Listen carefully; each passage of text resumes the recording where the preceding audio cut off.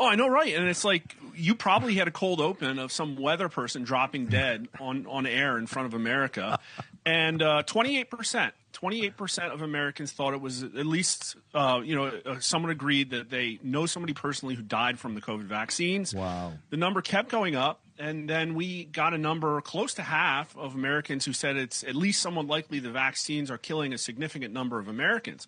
Well, just recently, the number's still been going up. We had 56% of likely voters said that it was likely the vaccines are killing a significant number of people. Now, that's the thing, is that Donald Trump won because of accountability, because of pushback. A lot of it was because of COVID. And Americans want all of these wrongs righted. And I'll tell you, we haven't really heard a whole lot about what's going on with this stuff. And it pisses me off so much to sit here and know, well, trust in America's health industry is completely gone because of COVID. Now, by a 2-to-1 margin, people say that they have to take their own health information into their own hands. They can't just rely on a doctor.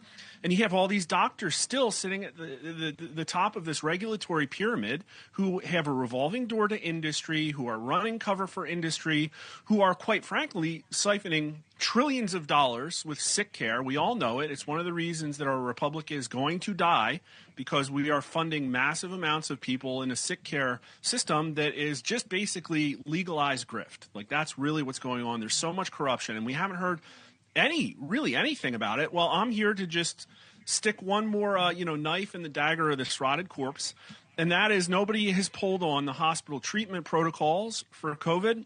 Literally not a single person.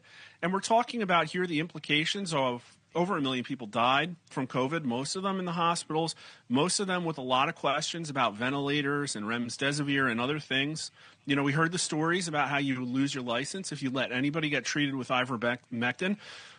But without our polling, it would all be anecdotal. It would all be super easy to sweep under the rug. And, of course, they'll still try to sweep this under the rug. So here's the two questions set, and we literally just did this. 1,400 Americans. Has somebody you know personally died from COVID-19 while being treated in a hospital? 32% of America says yes. 58% say no. Wow. And then asked of those people, how likely is it that hospital treatment protocols for COVID-19 contributed to their deaths? 30% very likely, another 17% somewhat, for a combined total of 47%, almost half. And only 14% say not at all likely. Only 36% say not likely. So it's plus 11. So it's most people who have an opinion on why that person died.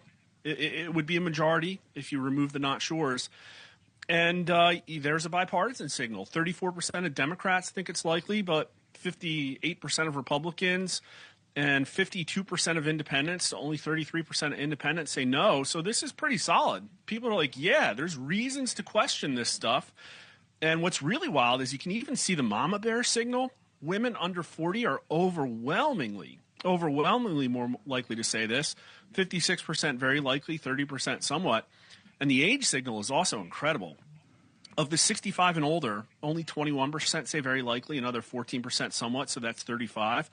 But look at the 18 to 29s, 56%, 31% very likely. Really stunning signal. It's almost 2-to-1 among 18 and 29-year-olds. Wow. So that also shows that, listen, establishment, you're not going to be able to run away from the internet. These people are asking hard questions about literally everything, about the very capitalistic system that we live in, about foreign influence, about the ways that everything's been corrupted.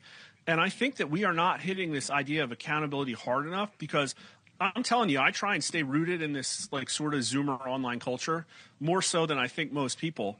And what's being talked about isn't like, oh, isn't it great? Republicans are giving us everything they voted for. It's like, no, why isn't this system burning down fast enough? That's, I think, accurately captures what I see anecdotally on the internet.